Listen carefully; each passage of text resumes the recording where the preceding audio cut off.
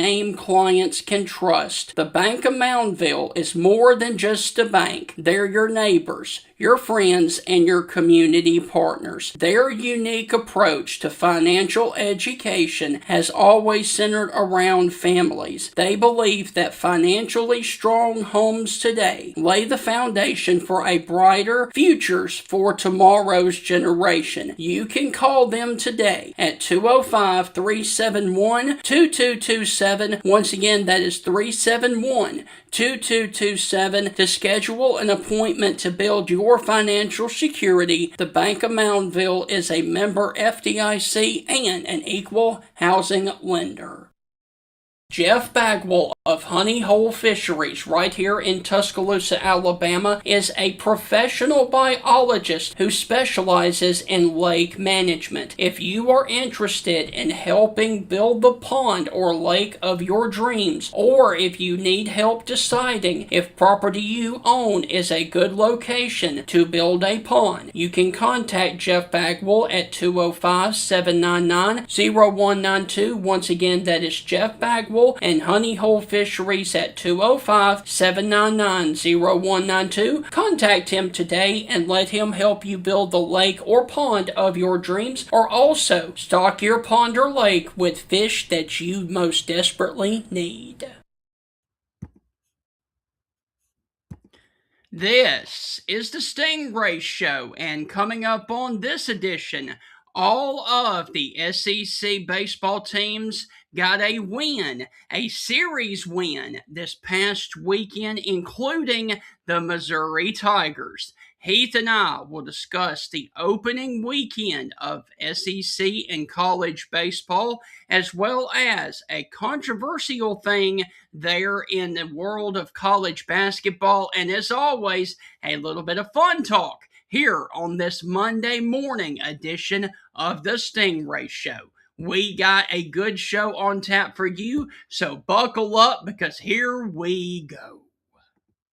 Hi, this is Tim Brando with a reminder. Look out, you're about to feel the buzz of Stingray. This is Stephen Ray, aka Stingray, coming to you live from Tuscaloosa, Alabama. I'm Heath Hopkins. I'm here in DeSoto County, Mississippi, right outside of Memphis, Tennessee. You know, Mark, I'm going to put you on the spot. Do you feel that responsibility to pay it forward and give some kid a chance coming up in the ranks, kind of like Tony did for you? Why do you think I'm talking to Stingray tonight? Thank you, man. I appreciate that. No, I mean, look, no. Heath, Stingray, here's the deal. When you get involved with Texas, it's like getting married to a stripper. and let me explain this. It looks good. It's kind of sexy on the surface. Yeah. But then you get the baggage, you get the drama, you get all that eventually comes with it.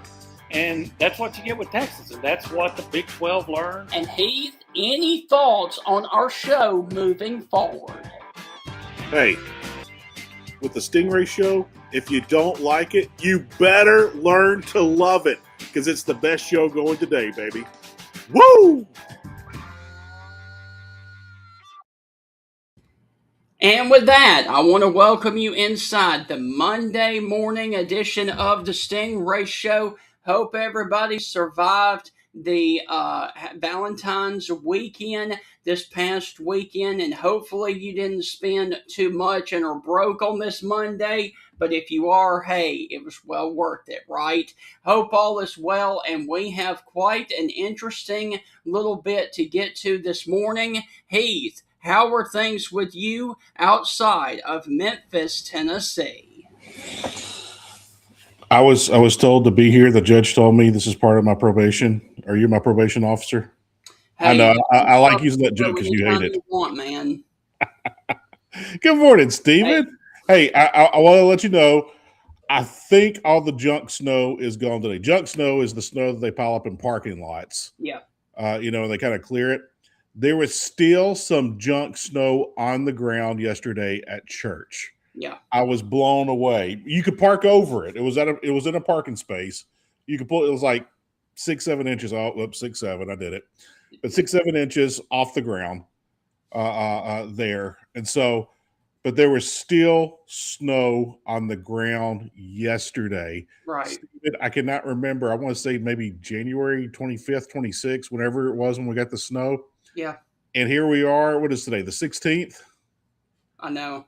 And we still have snow on the ground in Mississippi. Insane. Insane. I've never seen the snow around that long. But hey, happy President's Day to you, brother. Yes. A lot of Yes. people didn't have to go to work. Some people had to go to work because the snow days took too many fun days away for us all. My kids were supposed to be out of school today, but they're in school thanks to the snow. And But he Stephen, it I is have some presidential trivia for you. all right, hold on. It is also George Washington's birthday. So both of those, it is George Washington's birthday and President's Day. I think they did that on purpose. Yes. Yep. Stephen, I got a fun question. I got a bunch of fun questions. It's okay. No one knows the answers to these. Feel free to guess. But and you'll probably get this one. This is an easy one.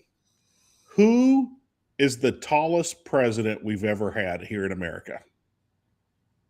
I'm gonna guess Abe Lincoln. That is correct.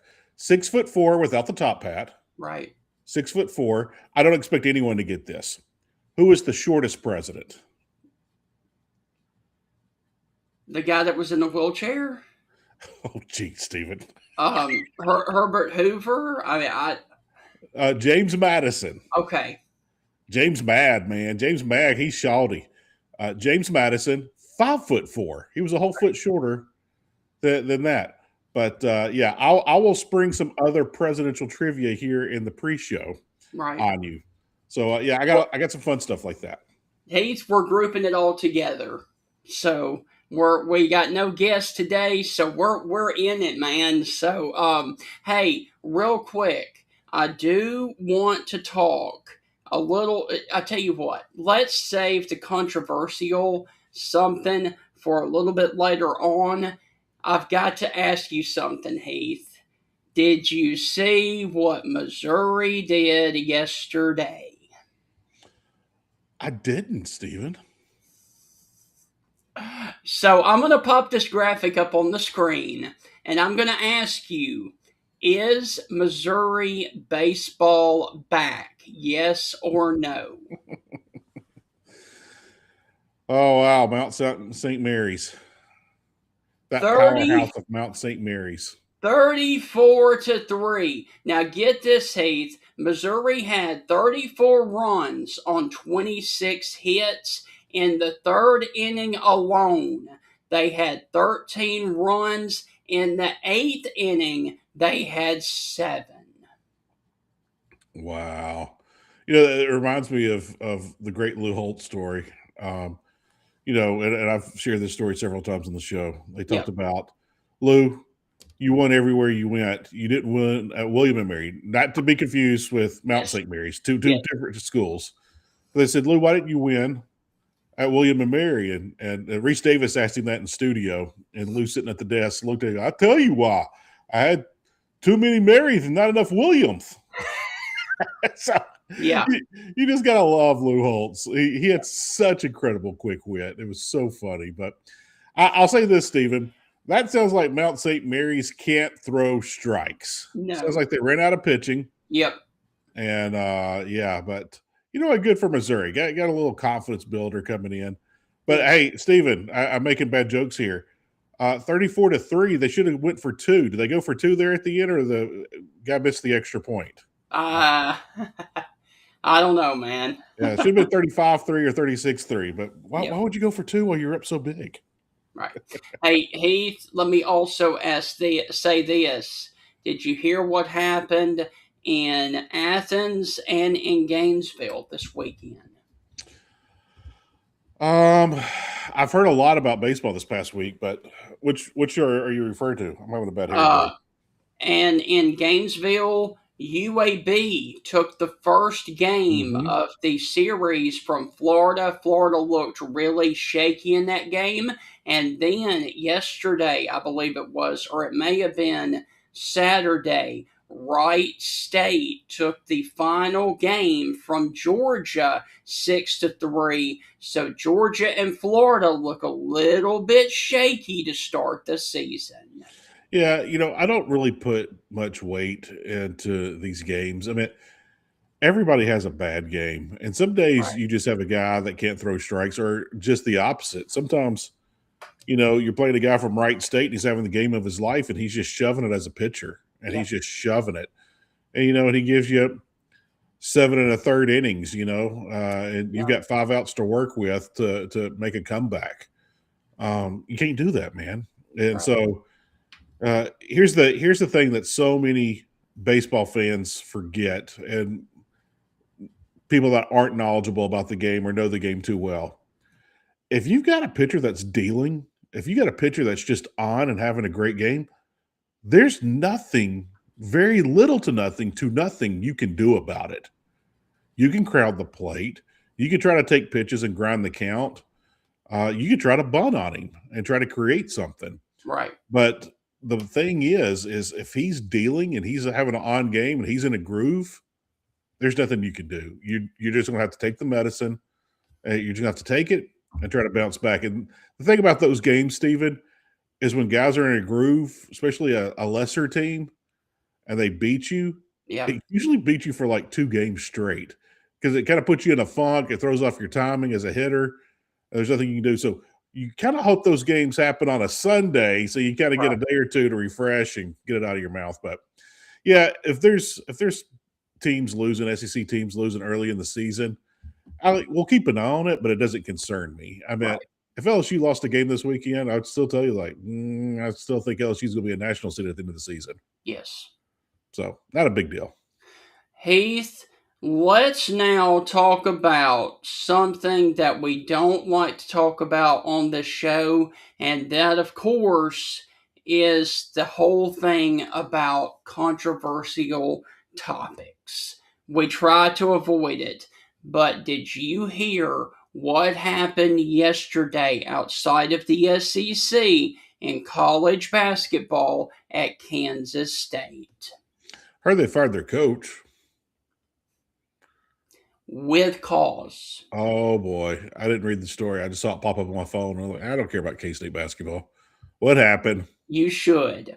All right, I'm going to play this clip, and I want you to remember all of the topics and the sayings that one Mike Leach had to say when he had his post-game press conference, and then you and I will dive into this because I think due to this, Kansas State is the softest program in the country. Listen to this, Heath, and then I want to get your take on it.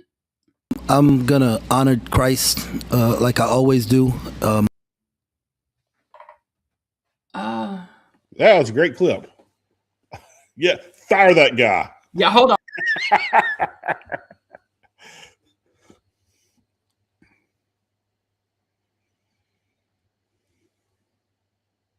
I'm gonna honor Christ like I always do. Uh-oh. Steven, we're going to have to fire you for your clips. Hang on. I can do it multiple ways. If it won't work there, it'll work here. Hang on. All right. Technology, dude, you gotta love it, man. You gotta love it. Is this where I sing karaoke? No, it's processing. Hang on. It is. Come on, hang on. You never close your eyes. Stop. Steven's least favorite song. Yep. All right. I tell you, man, this got my blood boiling. All right, here we go, okay? All right. Ah! Strike 3, you're out. I know. All right. We're going to try this one more time. I don't know why. I don't. Good morning, John. And good morning, Annabelle. We're having. Oh, yeah, Annabelle. I see you, Annabelle. Hey, if it's a train wreck, they will watch, even though it just can't be boring. All right, it's processing. We'll give it a minute. But Heath, also this past weekend, before we get to that, did you see what happened in the Georgia and Oklahoma basketball game? I didn't see anything basketball this weekend. I was so happy about baseball. I completely shut down from basketball. Didn't watch anything. There was a delay for about 20 minutes in the Oklahoma and Georgia basketball game because one of the concession stand's popcorn machine caught fire and it filled the arena with a total smoke, and all of the sprinkler systems came on in the building. Oh man. Georgia was up on Oklahoma like 11-8, and then all the smoke came into the arena, and they panned up to the top of the arena up there in the concession stands, and the popcorn machine was engulfed in flames. Wow. Yeah, so they had to get all of the smoke out of the building, and the sprinkler systems turned them off. So it took about 20 to 25 minutes. You ever wondered who invented popcorn? I'm sure I No. could Google this and look this up, but who sat around? What of our ancestors sat around and like, you know, I think I could set that corn cob on fire and it'll do something. Right, Like, was there like a grass fire that got out of control? Like, how did we figure out that these kernels could pop? right. Like, All right. and why did we stop at corn? Did we like try other fruits and vegetables? Like, did we try to set them on fire to see if it became something too? Yep. I've All just right. always wondered that. Heath, now we're going to try this for a fourth time and see if this will play. And like I said, this is extremely soft from Kansas State University. I'm gonna honor Christ like I always do. Blessed to do this, but this was embarrassing. These dudes do not deserve to wear this uniform. There will be very few of them in it next year. I'm embarrassed for the university. I'm embarrassed for our fans, our student section. You know, it is just ridiculous. We got practice at 6 a.m. tomorrow morning, and we will get this thing right. I have no answer, no words. So y'all got two questions. So whoever want to ask two questions, I'll answer them to the best of my ability right now. But right now, like I'm like pissed, and this is all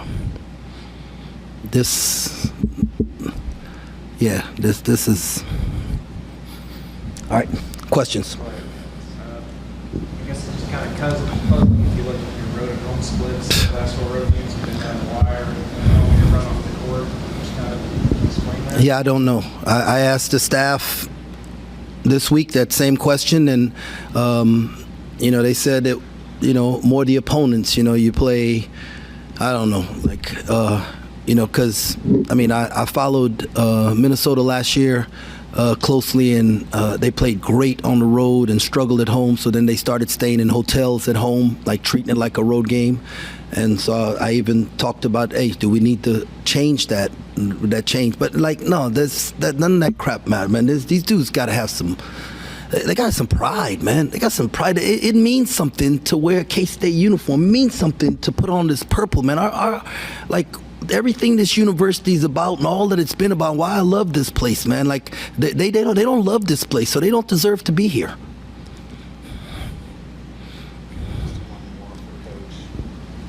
Just what did you make of the student section with paper bags on their heads? And Yeah, I'd wear a paper bag too if I was them. Thanks a lot, fellas. God bless. What was so demeaning right there that you fire that man with cause? I mean, if your team is playing crappy, do you not have the right to call them out, Heath? I think so. We've seen a million times worse from different coaches in all sports. Correct. Uh, I got a feeling there's another underlying issue. This might be multiple losing seasons. We Heath, don't know. in 2024, they were in the Elite Eight. This team was in the Elite Eight. This coach had them in the Elite Eight. And then in 2026, they fire him with cause. Why are we so soft? Why are we so soft when it comes to hurting people's and college athletes' feelings now that we have the NIL and the transfer portal? Give me a break and get a backbone, people. Yeah, I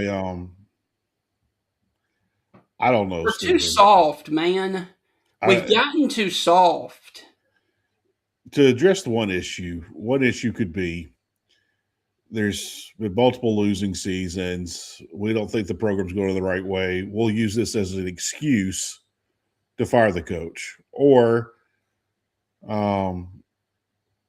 we spent this money on this team. You couldn't get them to jail and get together. This was a waste of huge resources. We would have fired. I doubt it's that. It could be, though. It could be. It's not out of the realm of possibility at all.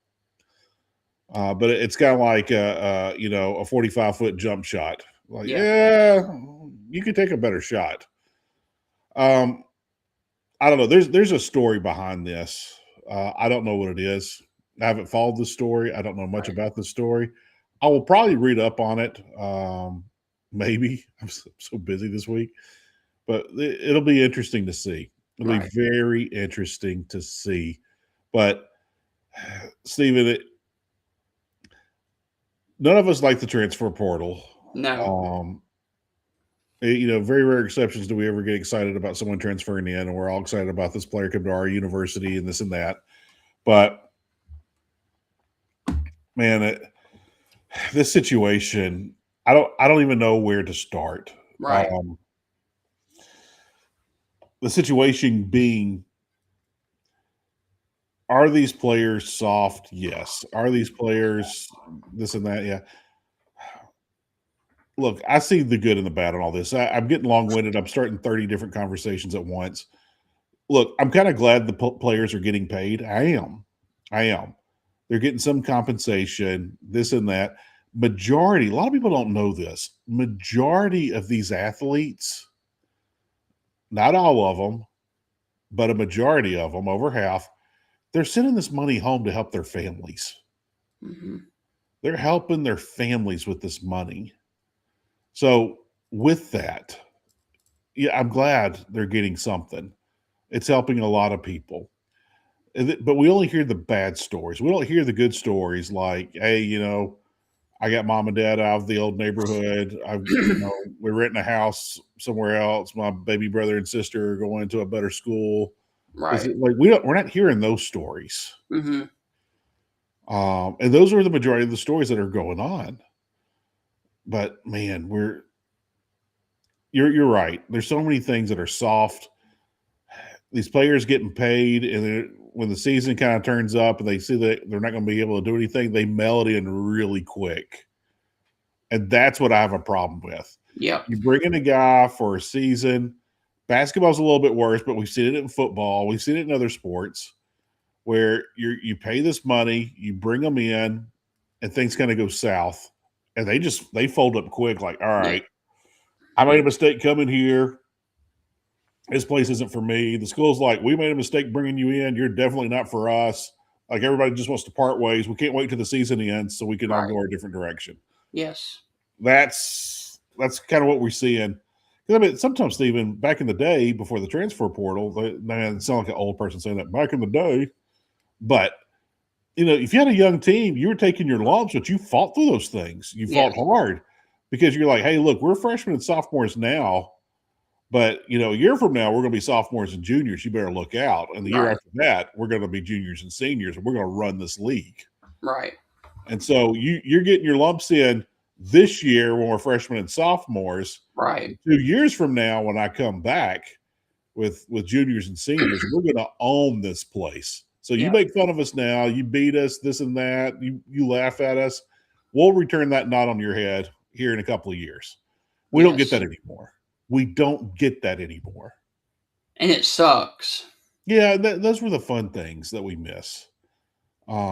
It's some schools are still look like the super ultra wealthy, talented schools. Oh, hit my mute button. Sorry about that. Now everyone watching is yawning and listening. Sorry, everybody.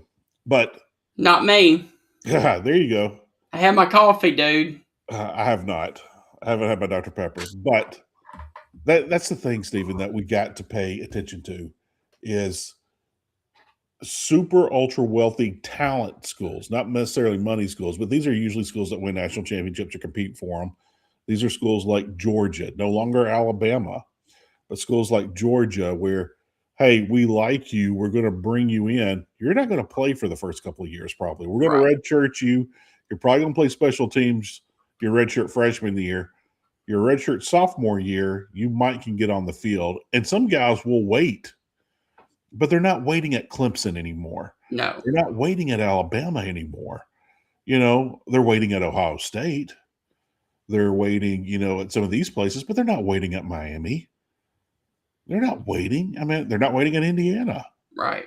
So there's only a couple of schools that are really lucky that can pull this off, and those are the schools that you're seeing sustained success over and over and over. It's going to be interesting. I really look forward to seeing what kind of team LSU is going to have this year. I'm really looking forward to see what kind of team Ole Miss has this year. Yeah. For the same reason. LSU is bringing in all these guys. They let a lot of guys go, let them walk out the door. Like, we're not going to give you NIL money to stay. Bye. Ole Miss, they lost several guys. They brought a lot of guys in, but Ole Miss has always been the portal school. Right. Even the portal king. Now the portal king's gone. Can they sustain this? So there's so much in the air right now, so many questions, but that's why we're watching these days, Stephen. Yes. So, Heath, let's go ahead and finish up and talk about some of the fun stuff for today. Let's do it. All right. Today is February the 16th, and today is Do a Grouch a Favor Day. Wow. Do a Grouch a favor today. Does Oscar the Grouch have lobbyists now? How did he get this thing through here? I have no idea. Wow. Do a Grouch a favor today. I can hear all the jokes from all the married people right now. I did you a favor. You're the Grouch. Yeah, I hear all the jokes. Yeah. So, Stephen, who celebrity-wise, it could be athlete, it could be a politician, it could be a movie star, it could be any celebrity you want it to be. When I say grouch, who comes to mind? Who's someone grouchy? Kyle Busch. Wow, we went NASCAR. Okay. He's just a prick all the time, man. I mean, seriously, dude. Okay, fair enough. What about you? Let me think who's a big crybaby. You know what? LeBron James is always a crybaby, but he's not really a grouch, though. Right. He's just a crybaby. Who's grouchy?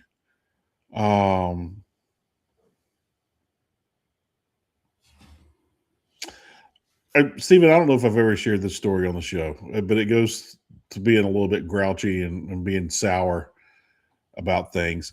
I think I've shared the story about my buddy's dad used to be the chief of the downtown precinct of Memphis, Tennessee, and he escorted celebrities around and this and that. And he escorted Elvis around for well over a decade. And that's how he got the gig. He was a new guy on the force and wanted to be around this teeny bopper security. And then he came to find out Elvis was a fun guy and Elvis liked him. And so he stayed on his detail and there you go. But whenever a big time celebrity would come in, my buddy's dad would come and pick them up and this and that. Orson Welles. I don't know if you remember the name Orson Welles. Yeah.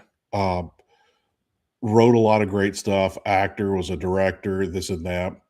Well, there was some play at the Orpheum Theater in Memphis, and somebody with too much money, God bless them, good for them, problems I'd love to have. But someone with too much money wanted to see Orson Welles play because he played it on Broadway for all these years. But I can't remember the show, but they wanted Orson Welles to come to the Orpheum and do this. And so someone paid the money. Here comes Orson's like, I'm doing it for one night only, blah, blah, blah. It was a huge amount. Don't know how much it was. So they call up my buddy's dad, Chief Joe. I was like, Joe, can you pick up Orson Welles from the airport? And he would drive a car out on the tarmac. They'd come off the plane on like the, they're on the ground, not inside the, the airport there. And he'd put the luggage in the back of the car, and they would drive off and take him to the Peabody Hotel, check him in. Nice hotel in downtown Memphis, close to the Orpheum. So they said, Joe, Orson Welles people called us. They don't want you to talk to him. Don't ask him how his day is. Don't ask him how he's been, how his flight was. Like he said, his people strictly said, I want no one to talk to me. He was like, Chief Joe's been around hundreds of celebrities. He's done this hundreds and hundreds of times. That's not a problem. I don't care if I talk to him. I don't even like him. That's fine. So he picks him up, gets his bag, puts him in the car, driving to the Peabody. He said it's like August. So it's like 108 degrees outside. He is wearing this black 3-piece suit with a cape and a top hat. And so he said it's miserably hot outside. He has no clue how hot it is in Memphis. Anyway, he gets him in the car. He's driving. They're almost to the Peabody. And out of the back seat, he goes, You do not talk? He's like, well, Mr. Welles, they told me your people told us not to talk to you. Huh. And he said he just stared out the window for like 6 seconds, 8 seconds. And he was like, they told you right. He was waiting to be offended so he could be just a grouch about things. He was waiting for him to talk so he could blow up and be a prima donna. Chief Joe didn't play his game. And so, yeah. But, funny stuff, man. Chief Joe had so many great stories, man. Is he still living? Say again? Is Joe still living? He's in his 80s, man. He's in his late 80s, probably. Man, we need to get him on the show for the Elvis stories. But you know what? I will try that. I will try to see what I can do. I don't know. I haven't talked to Chief Joe in, probably since the late 90s. Maybe early 2000s. So it's been 20 years since I've talked to Chief Joe. Do it, man. I've talked to his boys all the time. Right. But I haven't talked to Chief Joe. I always ask about him. But I will try. Thank you, Annabelle. But dude, there's some stories Chief Joe told me. Like he told me this Boy George story. I could not tell it. I know we're not regulated by the FCC. Who? But I don't want people to think less of me because it is highly offensive. Who? Boy George. Never heard of him. Boy George in the Culture Club from the 80s. Oh, Steven, you got to brush up on your MTV. Okay. So let's just say. Just brush up on your MTV. You'll probably understand everything. Right. So there you All go. right. Heath, let's continue. Today is also something that would make you deathly sick. National Almond Day. Yeah. Why I'm allergic to tree nuts, I have no idea. Peanuts, I'm good. Peanuts grow on the ground. Tree nuts, don't know why I'm allergic to those. It makes me sick because I love peanuts. Love them. I just hate it. Hate it because I love peanut butter. I love things, candy with peanuts in it. I know I would like almonds and walnuts and everything, and I can't have them. It drives me crazy. Heath, can you tell me what was patented for the first time on this day in 1937 and was first commercially used in 1938? A road grader. I have no idea. Nylon. Oh, wow. I would have never guessed that. It was first commercially used in 1938 for toothbrush bristles, and then nylon stockings went on sale a year later in 39. I wonder how many nylon stockings women wore this past weekend for their loves. I don't know. Hey, Stephen, I got one for you. With it being President's Day, here's my second President's Day question for you. Okay. Which U.S. president had the most kids? One of the Kennedys. That's actually that would make sense, but no. No, it was John Tyler. He had 15 kids. Wow. He had 8 with his first wife, and she died giving birth to their 8th child, obviously, while he was in White House. He remarried and had 7 more with another lady. And here's another crazy story. John Tyler was in his 70s. His wife was 30-something years younger. She was in her 40s. He gave birth to his last son. And I want to say he was like 78 or 79 when she gave birth to that last son. His son got married, had kids, wife passed away. He remarried in his 70s to a woman in her 40s, and they had a kid.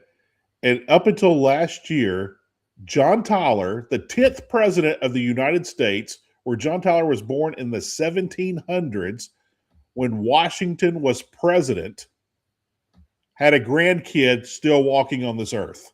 Wow. Is that not insane? He passed away last year. I think he was 94, 95. Right. The grandchild. But John Tyler, the 10th president's grandson, was still with us. John Tyler, born during the George Washington administration. That's insane. Is he really? Did not know Boy George is still performing. Yeah. I'm wondering if I'm making a bad joke. Is he performing at like the casinos over in Europe? I don't even know if Europe has casinos. I'm sure they do. Right. But wow, Boy George at 64 still performing. But all right, Stephen. The opposite side of that. Which president had the least amount of kids? I don't know. Are you ready for this? We had 5 U.S. presidents that had no children.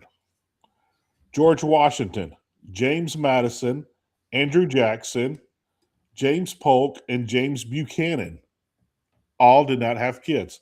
So your first president, 4th president, 7th president, 11th president, and 15th president all served without children. That blew my mind, man. Yep. And look at John's response. Yeah, I know, 15 kids. And there's rumors that he might have fathered more out of wedlock. So I was like, whoa. So I'm like, what is he doing? Starting a cult? John Tyler? Another thing about John Tyler, I didn't know this the other day, or actually yesterday. John Tyler, the only U.S. president not honored after his death. We have honored all of our presidents. Wow, the Culture Club is still touring and making new music. Thank you, Annabelle. That's crazy. That's insane.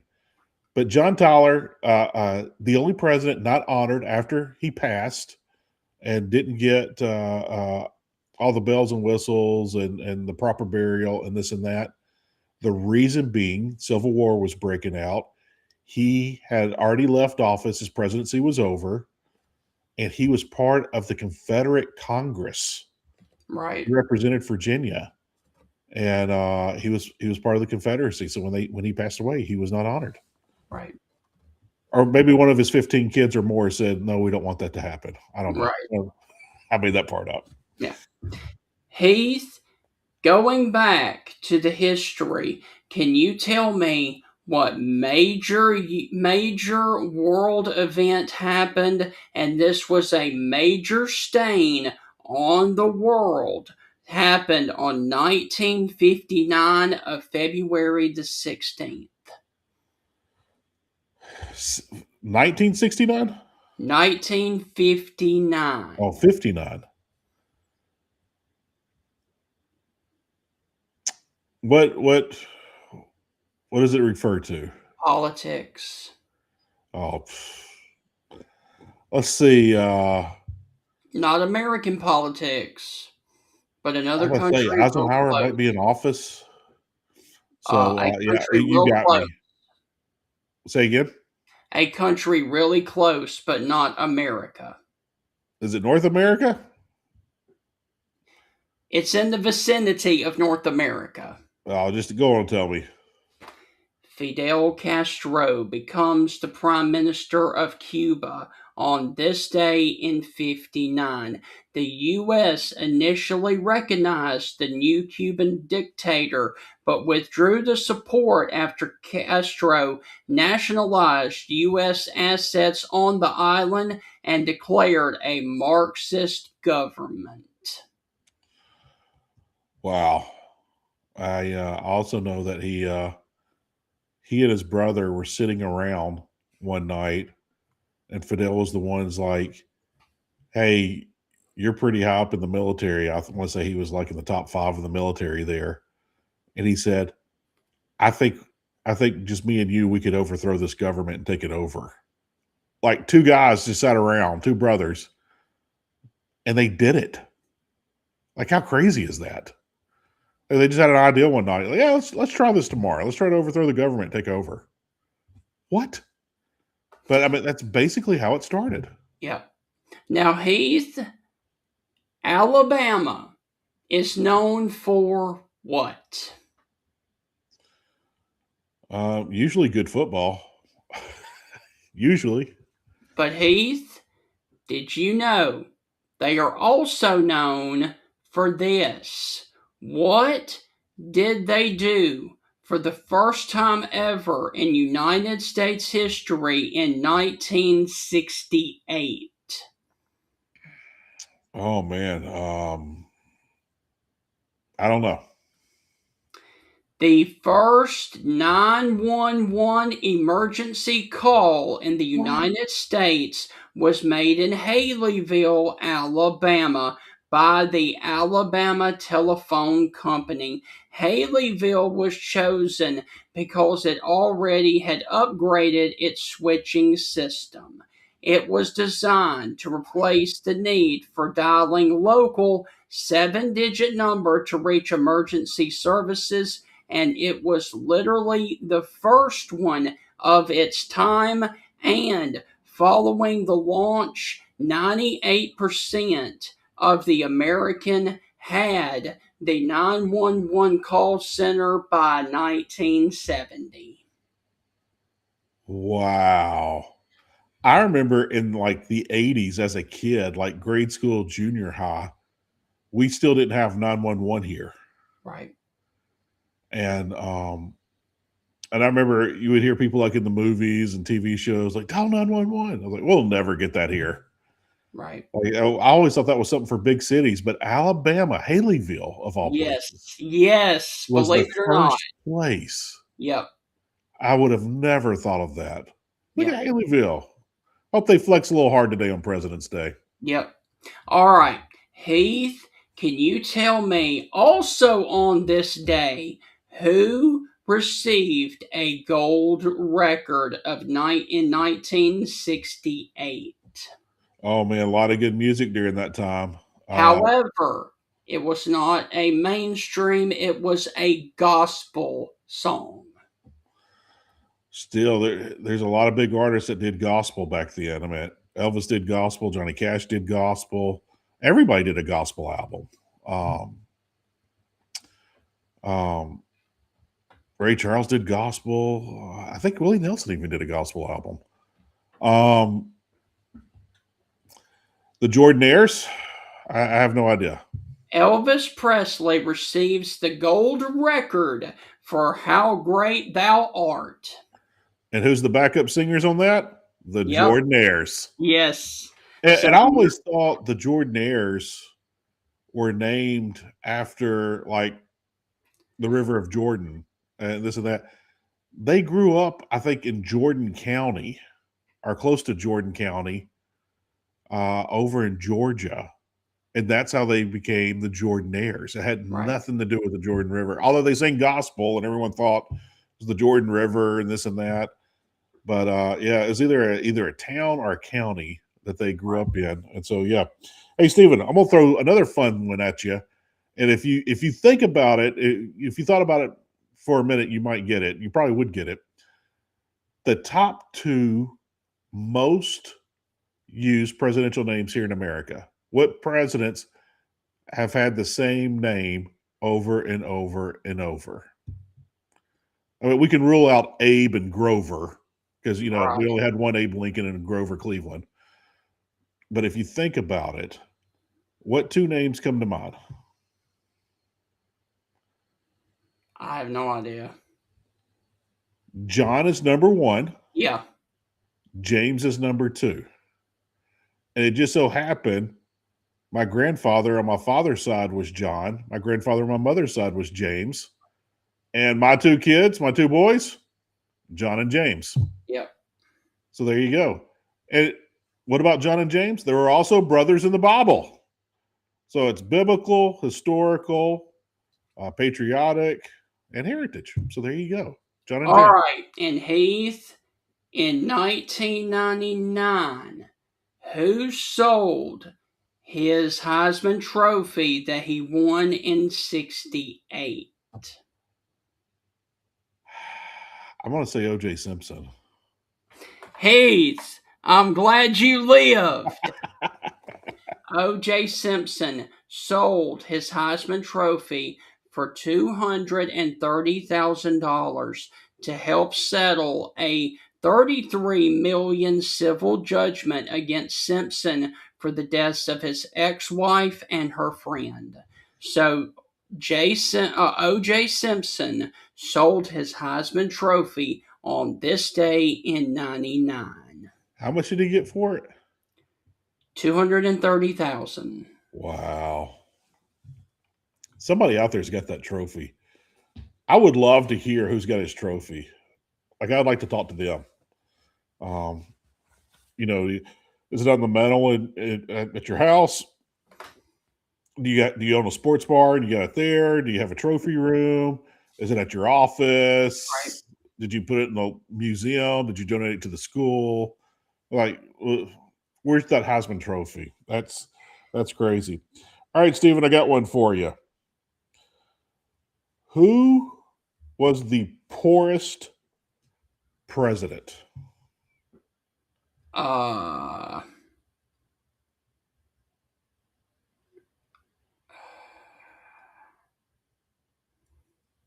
have no idea. There's 2 different answers to this. It's the most popular answer is Harry S. Truman. Truman, being our 33rd president, the one who dropped the bomb in World War II, dropped 2 bombs. When he left office, there was not a presidential pension, and he refused to take another job. He refused to go to another office. He wanted to respect the office of the president of the United States and did not want to serve this and that. They said he died a very poor man. Some say that was misled. He was just that tight of a person. But they said he mowed his own grass in Missouri. The mascot at Missouri is also known as Truman, named after the president. Yeah. But people say that. Now, growing up, as far as means of growing up, coming from a poor family, they said it's Richard Nixon. He is the all-time poorest president. He came from extremely humble means. Number 2 was Bill Clinton. Grew up with a single mom in Hope, Arkansas. Yeah. And one Barack Obama as well. So those guys grew up. So we got Republicans and Democrats there on that list. We're going to keep it fair, everybody. It's President's Day. We're not taking sides. We're just having fun.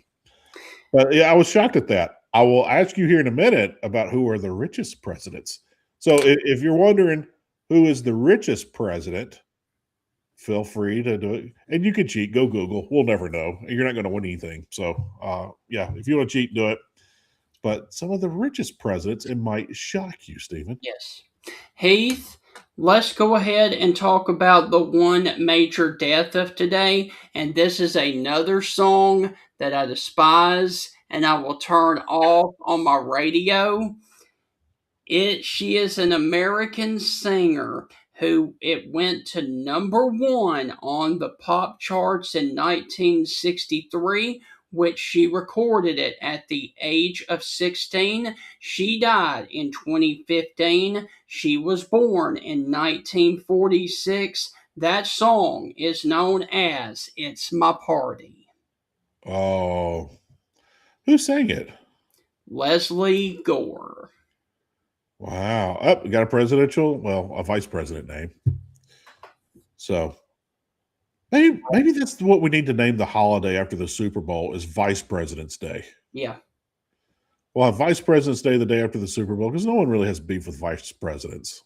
Mhm. You know, unless they become president, then half the country won't like you then. But that's another story.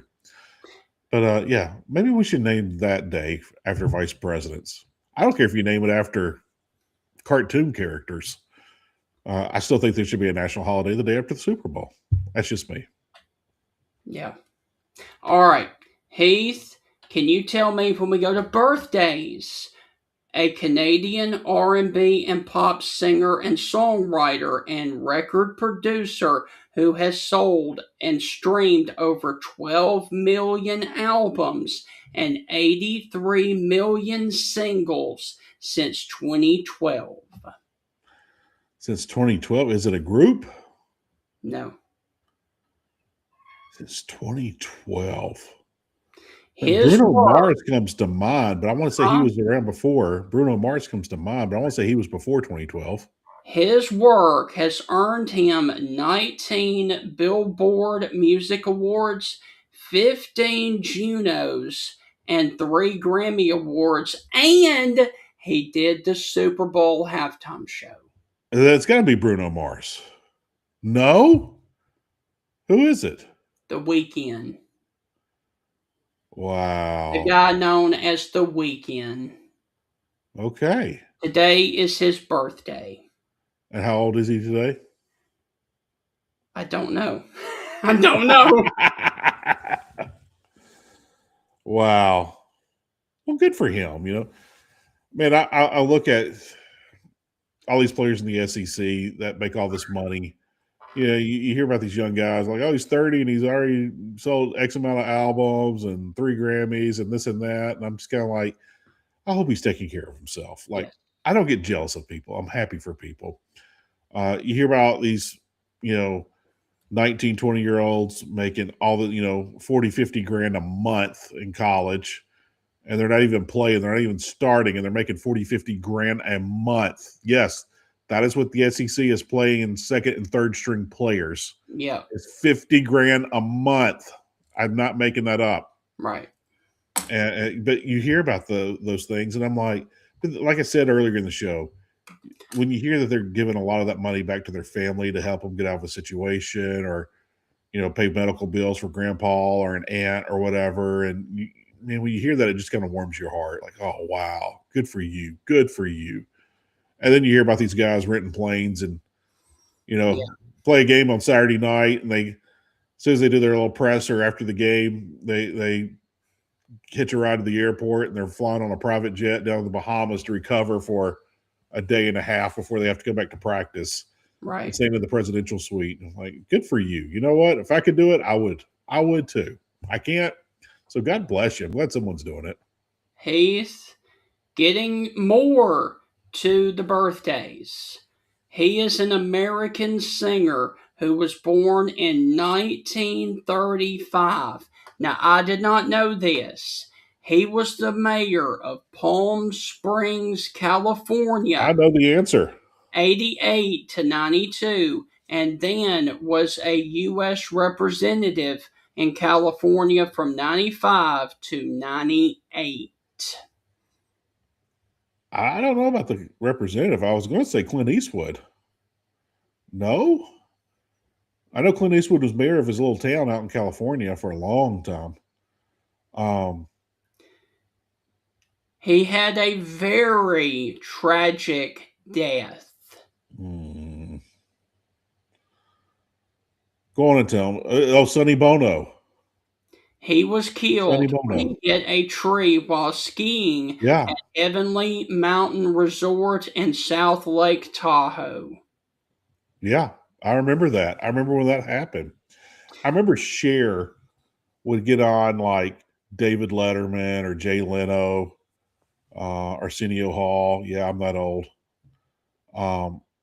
She would get on these shows and she would make fun of Sonny because they've been divorced for years. And someone asked about Sonny, and I want to say it was Letterman, and she made this remark and it took off. And so anytime she would make these interviews, I mean, she sat down with Regis, she'd make a snide remark about Sonny, and it would always get a big pop out of the crowd. Right. And then he passed away. And the next time she came on, she just talked so lovingly and glowing about him and what a sweet man he was and what a great man he was. And she changed her tune completely. And she really loved him. I don't know how that relationship ever worked. He was older. She was younger. He Right. was super short. She was super tall. He was conservative. She was liberal. Yeah. It was just crazy. But I want to say they had 2 or 3 kids. But Sonny Bono, man, wow. Yep. Didn't I remember when it happened. When did he pass? It was in the 90s, wasn't it? 98. Yeah, I remember. I was in college. And he was still in office as a representative of California when he passed. Wow. Yep. Wow. That's Yep. crazy. All right, Heath, I'm not going to make you guess this one. It is also the birthday of a gentleman who was born in 1910. He died in 1982. He is an American actor, and he is the lead role of the character Ward Cleaver in Leave It to Beaver. Yeah. I do multiple choice, but I know who you're talking about. Yeah. Hugh Beaumont. There you go. Wow. Today's his birthday? Yes. He hasn't been with us for a while. When did he pass? 82. Yeah. I knew he hadn't been with us for a while. Right. All right, Stephen, I'm going to throw something at you. Who are the 4 richest presidents we ever had? Thomas Jefferson, George Washington, You nailed 2 of them. Andrew Jackson, Donald Trump. You got 3 out of the 4. Good job. Coming in at 4, the 3rd president, Thomas Jefferson. Okay. They said he had about $285.8 million. Mm-hmm. I'm sure that was a whole, I don't know if that's today's money or back then. I didn't go that far in the article. Right. At number 3 was our first president, George Washington. Yep. $708.5 million. I think he was a peanut farmer along with Jimmy Carter. Number 2 is our 35th president, John Fitzgerald Kennedy, $1.3 billion. Wow. Okay. I didn't know it was a Kennedy. Okay. Yeah, man, those Kennedys bootlegged a I know. lot of liquor. I know. That was a lot of liquor being bootlegged. Right. And number 1, with $3.7 billion, your 45th and 47th president, Donald John Trump. Yeah. When I was talking about the poorest presidents a few seconds ago, Harry S. Truman, the 33rd president, and then Nixon 37, and then Clinton 42, and Obama 44. They said that Clinton and Obama are the richest. They're averaging over $15 million a year in current salary since they've left office. Right. Some years they've made a lot more. Some other years they've only made around 15 million. But yeah, so poor kid that grew up in Hope, Arkansas, and a poor kid that grew up on the island of Hawaii. Hey, they're doing good. I don't know if it's legal or not. I'm not going to ask. I don't care today. Right. I don't care to know. What I do care about is it's baseball season. All right, Heath, we've had a phenomenal show today. Phenomenal show.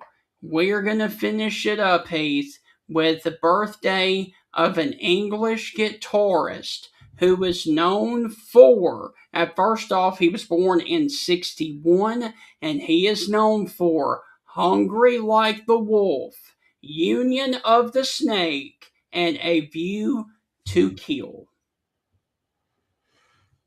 Hungry Like a Wolf was done by, we're talking about musician or books?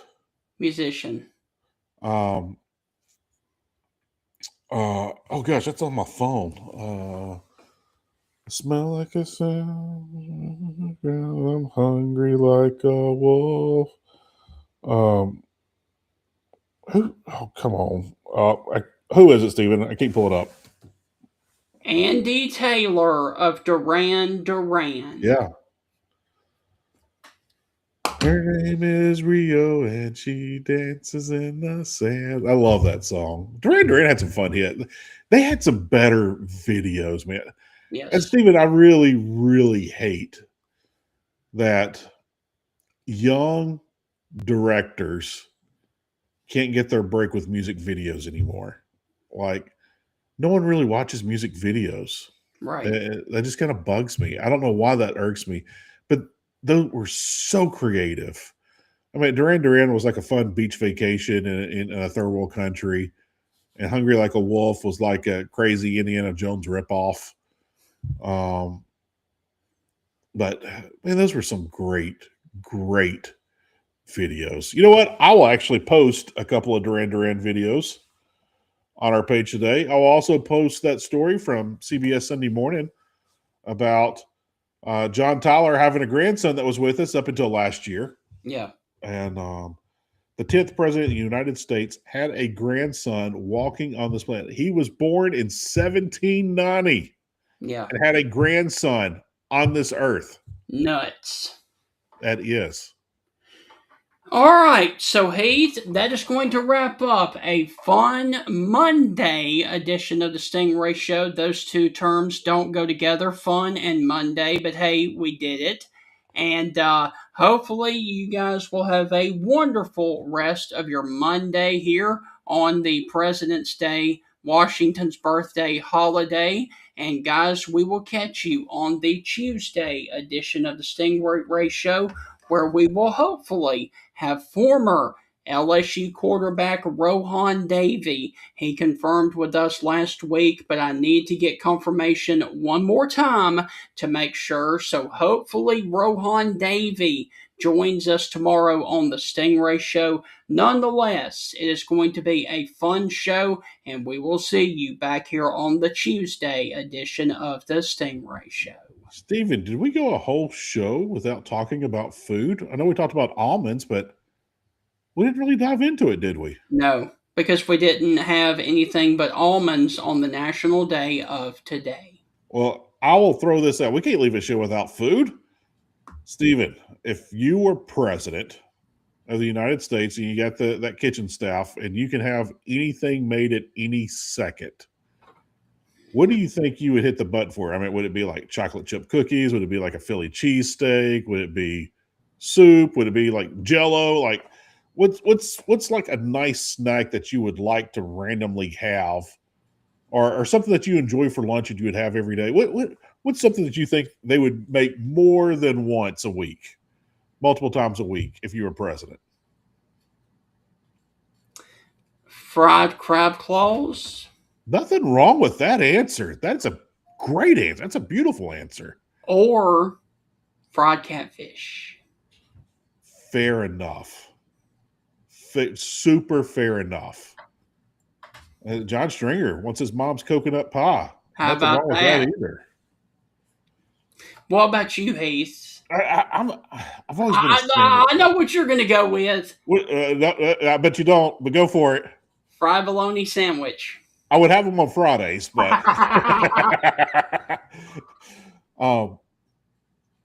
I would love. I love grilled chicken club sandwiches. Yeah. And cut in triangles. Like load Mhm. me up a club sandwich, put some grilled chicken on there, and yeah, and yeah, I would probably like if I could have that twice a week for lunch. Like I would be a super happy man. If I'm working and busting my butt for the country and doing everything, and I got to have a working lunch, which I think most presidents do, I would have a grilled chicken club sandwich. Like I don't ever have time to go get like I have to like plan a lunch like oh I'm going to reward myself. But if I'm sitting there grinding and someone can make it for me and bring it straight to me, and it's hot and fresh and delicious. Like yeah, dude. If I don't worry, I'm not going to run for public office. But if I was ever president, I would weigh like 500 pounds. Right. I would abuse that kitchen like crazy. I'd be like, hey, it's starting to rain outside. Can you bring me out some chili? I would probably get key lime pie like daily. Put extra Cool Whip on it this time. Yeah, I know President Trump has a Diet Coke button Yes. that he hits. You know how great that would be if you For, could hit a for button. you, it would be Dr. Pepper, my friend. Oh yeah, oh yeah. I would even have a Dr Pepper logo on. Like Forget Coke. I want Dr. Pepper. yeah, like I would try to like say, hey, when I leave office, I'd like to be the spokesperson for Dr Pepper for a decade. Yeah. Like I would, yeah. Now, Heath, I do have to ask you. There are multiple flavors of Dr. Pepper. They've got Dr. Pepper with cherry, and then they've got one that's Dr. Pepper vanilla. Are you a fan of either of the flavored Dr. Peppers? I don't like the cream soda. Okay. I don't think I would like the strawberry. I'll try anything twice. I'm not scared to try anything. Hmm. But I don't think I usually don't like strawberry flavored things. I like strawberries. I just don't like strawberry flavored things.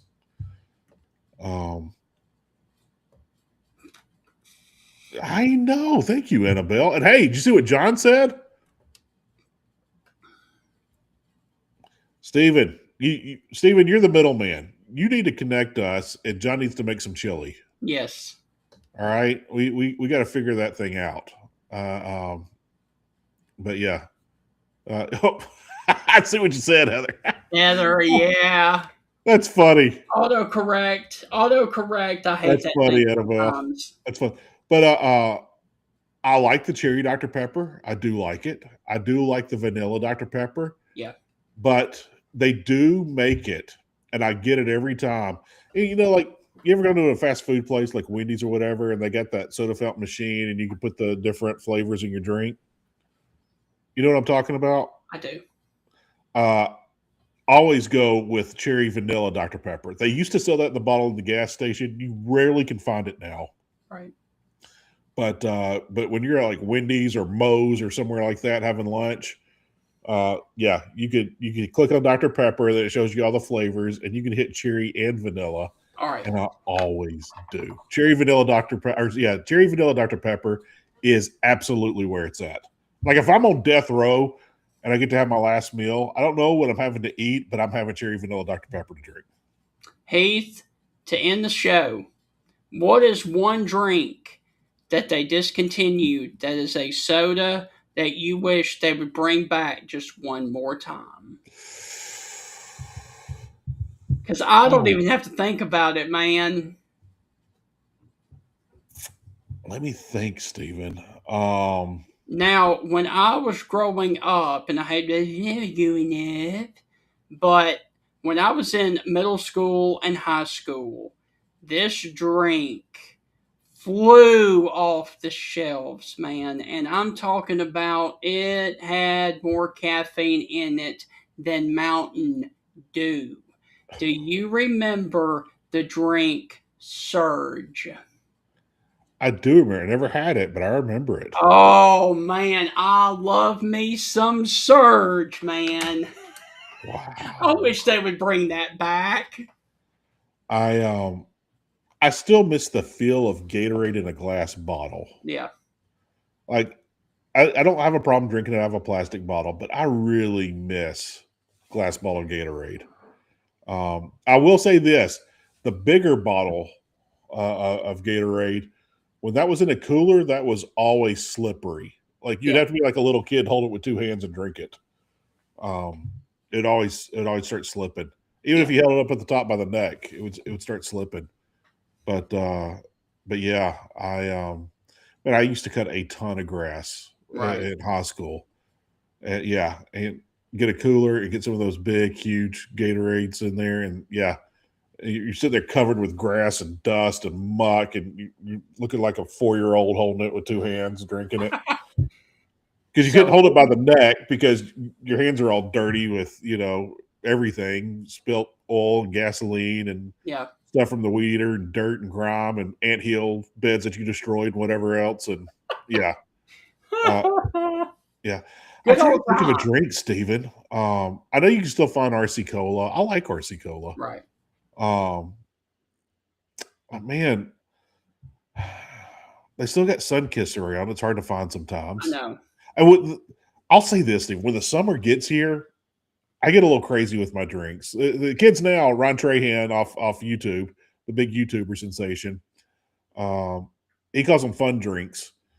But like knee-high grape and all the different flavors. I'll try a Mountain Dew every now and again, but usually it's like the knee-high grapes or Orange Crush or Right. Mellow Yellow or Mountain Dew. No, not Mountain Dew, but Sunkiss. And I'll Grapey start drinking Co. those during the summer. Yeah. Grapey Co. Yeah, I just, man, I can't think. You know what? I'm doing it real quick. I'm going to Google what drinks they don't make anymore because I can't think of one, man. I tell you, I'm going to say this right now, and I'm probably going to make a lot of the old timers listening mad, and I apologize if I do, but Heath, dude, Tab was the worst soda ever made. Yeah. Have you ever had Tab? Yeah, I didn't care for it. Oh my God, it was disgusting. They stopped making Tab. I'm looking at it right now, thanks to Google. They stopped making it in 2020. I thought they Yeah. started making it years ago. Right. And of course, I love the line of Back to the Future. What do you want to drink, kid? Give me a tab. I can't give you a tab till you order something. Yeah. Oh, Tab was He's disgusting. like, "Well, give me a Pepsi free," and he was like, "If you want a Pepsi, you got to pay for it." He's like, "So without sugar in it," and he gives him black coffee. Oh, I didn't know this. Orange vanilla Coke. They don't make that anymore. I used to like that. I never heard of Nitro Pepsi. Oh, here's the answer, Stephen. Here's the answer. Sierra Mist. I didn't know they didn't make it anymore. Yes, that's a good one too. I wasn't a huge Sierra Mist fan. Starry has replaced Sierra Mist. Huh. Didn't know that. I knew Starry Dude, was now, I'm around. gonna tell you one that will really burn all the way down, but I still enjoy it. Ginger ale. Fair enough. Dude, man, that will burn your esophagus all the way down, but man, I love it. You sound like an addict. Like, you got any ginger ale, man? I need some. So it's like you need to go to rehab over ginger ale. You're a ginger ale addict. All right, and listen, K Bug said this. That or peeing on it. Yeah, I went there. I'm sorry. All right. So, Heath, you've got stuff to do. I've got stuff to do. We've gone an hour and 15 minutes on this show. I think that is enough. We have had a blast bringing it to you. Go and enjoy the rest of your holiday out there as it is coming up on 10 a.m. in the morning. And Heath, we will see you on the Tuesday edition of the Stingray Show with another fun and interesting show. And Heath, I will leave you with this. This is the best show going today, baby. And No hablo español? Nada inglés? no, Nada inglés? come on. Say it, Steven. If you don't like it, you better learn to love it. That's right. Sayonara. We will catch you guys tomorrow. All right, guys, have a wonderful rest of your President's Day, George Washington's birthday. Catch you on the Tuesday edition of the Stingray Show. Ladies and gentlemen, Bill Ferguson of South's Finest Meats, the official sponsor of the Stingray Show, has a message for you. Everything we do here is fresh and custom made, custom to order. I tell people when they come in, if you don't see what you like, ask somebody. We've got the capability to process it, make it. If you want a different blend of hamburger meat, we'll do you a brisket blend. We'll do you a chuck blend. We'll do you a sirloin blend. We do all that right here. We are a butcher shop. That's what we do. So please don't be afraid to ask if you don't see what you like. We can make you any size patty you want. We can make you any amount you want. People call me and say, well, how many patties come in the box? Well, ma'am, how many would you like in a box? You want 12, we'll put 12. You want 25, we'll put 25. That's just one of the many things that South's Finest Meats has to offer, the official butcher shop of the Stingray Show. It's a new year, and now is the best time to review your insurance policies. With a helpful customer service team here to serve you in Alabama and over in Mississippi for all of your auto, home, life, and business insurance needs, call the Jeff Nee Agency of Alpha Insurance to create a customized plan to protect your family's home and autos. You can stop by his office at 3428 McFarland Boulevard in Tuscaloosa, Alabama, or simply call 205-462-8192, or call the number on your screen right there. And remember, with Alpha Insurance, the more you protect it, the more you save. Reach out to the Jeff Nee Agency of Alpha today for all of your auto, home, life, and business insurance needs.